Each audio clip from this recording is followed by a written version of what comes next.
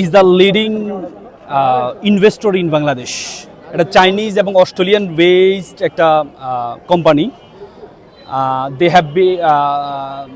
they have invest about 2000 crore in Bangladesh. প্রায় 2000 কোটি টাকা তারা ইনভেস্ট করেছে বাংলাদেশে।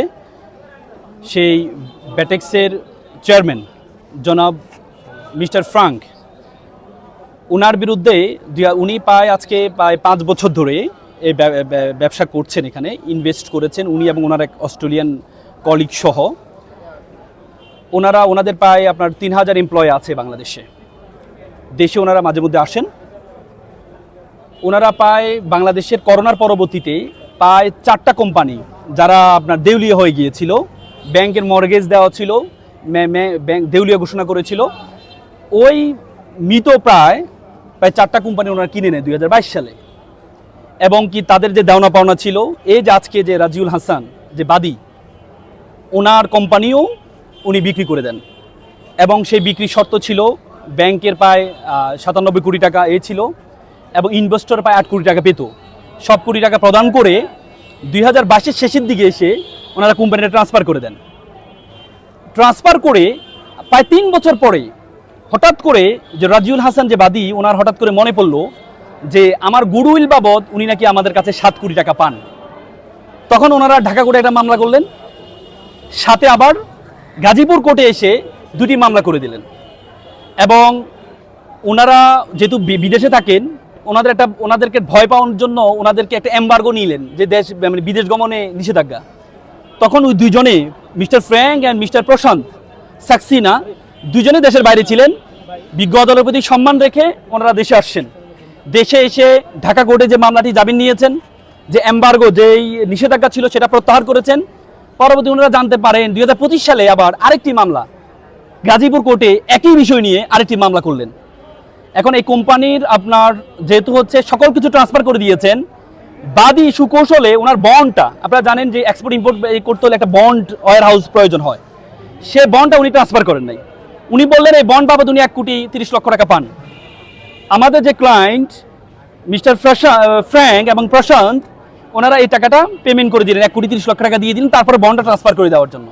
কিন্তু ওনারা বললেন যেহেতু বন্ড 3 বছর পর ট্রান্সফার হয়, 2025 সালে ওনারা বন্ডটা ট্রান্সফার করবেন। যখন 2025 সাল আসলেন, তখন উনি তো আর বন্ডের যে টাকাটা, এই টাকাটা জমা দেন নাই কাস্টমে। এই জন্য ওনার মাথায় ঢুকলো তাহলে এই টাকাটা যেহেতু আমি জমা দিই নাই, তাহলে এই টাকাটার জন্য আমাকে ধরবে। তখনই সুকৌশলে এসে উনি গাজীপুর এবং ঢাকা কোর্টে 2টা মামলা করে দিলেন, যাতে ওই প্রিভেনশন ইজ বেটার দেন কিউর, মানে আক্রান্ত হওয়ার আগে উনি প্রিভেনশন নিচ্ছেন। পরবর্তীতে এই যে উনি 3 বছর ধরে আমাকে বন্ডটা ট্রান্সফার করেন নাই, উনি কিছু ইনভয়েস দিয়েছিলেন। সেই ইনভয়েসগুলো ওনার অফিস থেকে স্বাক্ষর হতো, যেহেতু বন্ডটা ওনার নামে আর কোম্পানি আমার নামে। এই ইনভয়েসে সুকৌশলে গুডউইল বাবদ টাকার জন্য, এবং ইনভয়েসে ওনার স্বাক্ষর না, উনি ওনার অফিস থেকে স্বাক্ষরগুলো করাইতেন। এই 2টার জন্য উনি আবার একটা মামলা করে দিলেন। তো সুতরাং আমরা বিজ্ঞ আদালতকে বলেছি, উনি যদি একটা ইনভেস্টর এবং কি বন্ডটা ট্রান্সফার করার জন্য কাস্টম, এনবিআর এবং কি অ্যাটর্নি জেনারেল অফিসও আমাদের মতামত দিয়েছেন এই বন্ডটা যেন ট্রান্সফার করে দেয় ইনভেস্টরকে। তারপরে ওনারা বন্ডটা ট্রান্সফার করেন নাই। পরবর্তীতে এই বন্ডটার জন্য এনবিআর এবং কাস্টম বলেছে এই বন্ডটা যেন দ্রুত ট্রান্সফার করে দেওয়া হয়। সেটার এগেইনস্টে উনি হাইকোর্টে রিট করলেন। সে রিটটা অ্যাপ্লাই ডিভিশনে সে রিটটা স্টে করে দিলেন। তার মানে এটা দাঁড়ালো যে আমাদের যেই এই বন্ডটার মালিক আমরা।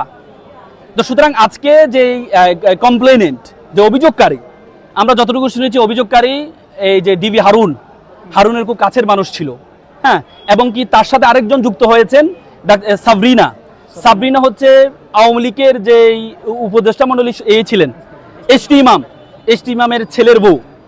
তারা 2025 সালে এসে হঠাৎ করে আমাদের ইনভেস্টরদেরকে সরিয়ে ফেলার জন্য, আপনারা জানেন আমাদের প্রধানমন্ত্রী বারবার বলেছেন যে আমরা ইনভেস্টরদেরকে প্রায়োরিটি দেওয়ার জন্য, সেই ইনভেস্টরদেরকে সরিয়ে ফেলার জন্য ওনারা হুট করে এসে 2025 সালে এসে, দেখেন 3 বছর আগে কোম্পানি ট্রান্সফার করলেন, কোনো মামলা করলেন না। 25 সালে এসে হঠাৎ করে ওনাদের কি মনে হলো, ওনারা মামলা করলেন। এই জন্য আমরা বিজ্ঞ আদালতকে বলেছি, বিজ্ঞ আদালত আমাদের কথা শুনেছেন। আমরা বিশ্বাস করি যে আমরা ন্যায় বিচার পাবো।